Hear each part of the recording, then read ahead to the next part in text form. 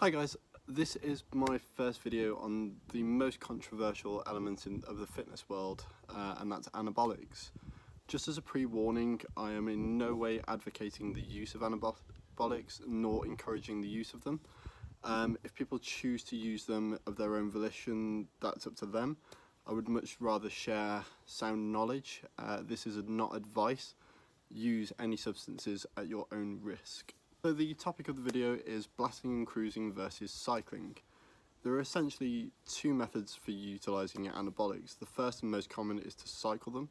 In this instance, you're using steroids for the duration of the cycle, then coming off, running a PCT or post-cycle therapy to try to get your hormone levels back to normal-ish levels and proceeding to then initiate another cycle.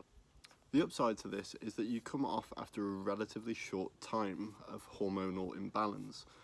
You allow your body to complete homeostasis and return to your pre-cycle levels. The body is incredible at doing this, so unless you're being stupid with lack of PCT, bad drug protocols, or using excessive doses for no reason, most users will return to their normal state, i.e. your balls will in most cases start to work again. You'll begin producing testosterone naturally, and you'll be able to continue at your natural testosterone levels. Cycling does come with its downsides, however. When you come off anabolics, you are not producing testosterone naturally, and you effectively go off a cliff from unnatural elevated levels of testosterone down to absolutely nothing. Mentally, it's very hard. Physically, it's atrocious, and it takes a significant amount of time for your body to revert to normal levels. Every person is different, so how long it takes you to get back to your normal levels will vary. The next downside is that when you come off, you hope to retain as much tissue as possible from when you're on cycle. However, with that drop in testosterone levels, your body physically will not be able to retain the muscle tissue that you've built, so you will likely regress. Granted, you'll retain some of what you put on, but nowhere near what you put on at the peak of your cycle. Emotionally, you'll suffer. Think when you come off with testosterone levels plummeting, not feeling as invincible as you had done previously. Your estrogen levels are high because of the elevated testosterone levels, and you'll end up just watching rom-coms and crying at Emmerdale. The other way to run anabolics, and this is more common with competitors, is to blast and cruise. In this instance, your norm is a TRT dose of anabolics. Something like 150 milligrams to 200 milligrams per week is commonplace here, and you run steroids year round without coming off. This may look something like a cruise of 200 milligrams of testosterone per week for 8 weeks or so, then blast with 800 milligrams of a combination of anabolics for 10 weeks or whatever it may look like for that individual.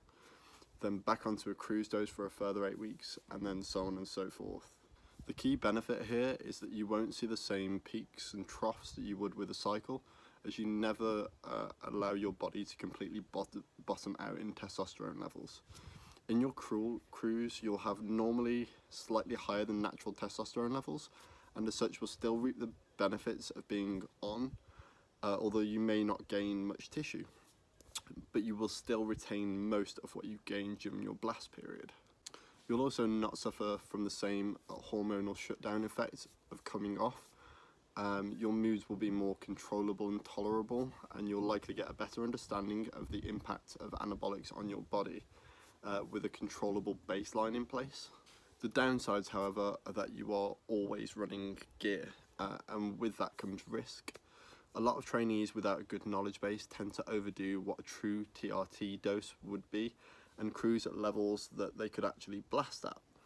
But that's where understanding your baseline testosterone levels and how anabolics actually work come into play.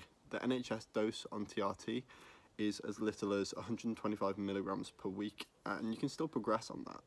It is, however, not uncommon for people to cruise on what I'd consider to be a relatively high testosterone dosage and then blast at stupid levels.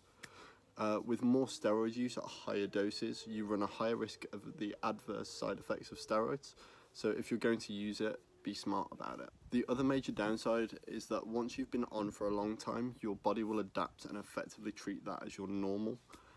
Hence, your risk if you do eventually come off of not being able to return to normal is higher.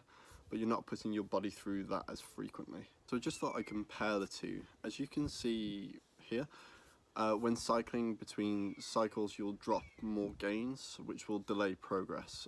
If the desired outcome is to continue gaining tissue, with the blast and cruise option, you'll have a lower risk of these drop-offs, so your gains over a longer period will be more sizable. This is why the vast majority of competitors choose to blast and cruise as opposed to cycle. Essentially, what you choose to do is your own choice, and if you run gear, you run it knowing the risks associated. Hopefully this video provides you with some information as to be able to make a better informed decision. But again, I reiterate, I am in no way advocating the use of anabolics, just looking to educate if you do choose to use them. Anyway guys, that's all for this video. If you have any questions about anabolics, drop them in the comments below, and I hope you find this video useful.